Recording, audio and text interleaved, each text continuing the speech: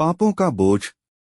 एक चोर अक्सर एक साधु के पास आता और उससे ईश्वर से साक्षात्कार का उपाय पूछा करता था, लेकिन साधु टाल देता था। वह बार बार यही कहता कि वह इसके बारे में फिर कभी बताएगा, लेकिन चोर पर इसका असर नहीं पड़ता था। वह रोज पहुंच जाता। एक दिन चोर का आग्रह बहुत बढ़ गया। वह जमकर बैठ गया। उसने कहा कि वह बगैर उपाय जाने वहां से जाएगा ही नहीं। साधु ने चोर को दूसरे दिन सुबह आने को कहा। चोर ठीक समय पर आ गया। साधु ने कहा, तुम्हें सिर पर कुछ पत्थर रखकर पहाड़ पर चढ़ना होगा। वहां पहुंचने पर ही ईश्वर के दर्शन की व्यवस्था की जाएगी। चोर के सिर पर 5 पत्थर लाद दिए गए और साधु ने उसे अपने पीछे पीछे चले आने को कहा। इतना भार लेकर वह कुछ दूर ही चला तो उस बोझ से उसकी गर्दन दुखने लगी। उसने अपना कष्ट कहा तो साधु ने एक पत्थर फिंकवा दिया। थोड़ी देर चलने पर शेष भार भी कठिन प्रतीत हुआ तो चोर की प्रार्थना पर साधु ने दूसरा पत्थर भी फिंकवा दिया। यही क्रम आगे भी चला। ज्यों-ज्यों चढ़ाई बढ़ी, थोड़े पत्थरों को ले चलना भी मुश्किल हो रहा था। चोर बार बार अपनी थकान व्यक्त कर रहा था। अंत में सब पत्थर फेंक दिए गए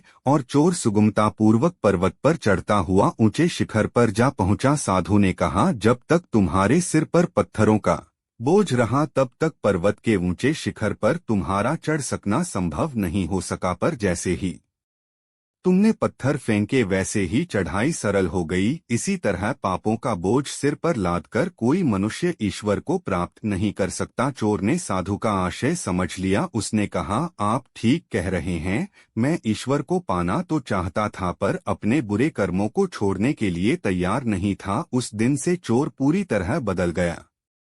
जो को प्रभु के आश्रय आवे, सो अन्याश्रय सब छिटकावे। विधि निषेध के जे धर्म, तिनको त्यागे रहे निष्कर्म। झूठ क्रोध निंदा तजी देही, बिन प्रसाद मुख और न लेही। सब जीवन पर करुणा राखै, कभोर कठोर बचन नहीं भाखै। मन माधुर्य रस माहिन समोवै, घरी पहर पल वृथा न खोवै। सतगुरु के मारक पग धारै, हरि सतगुरु बिच भेद न पारै। ए द्वादश लक्षण अवगा है, जे जन परा परमपद चाहे।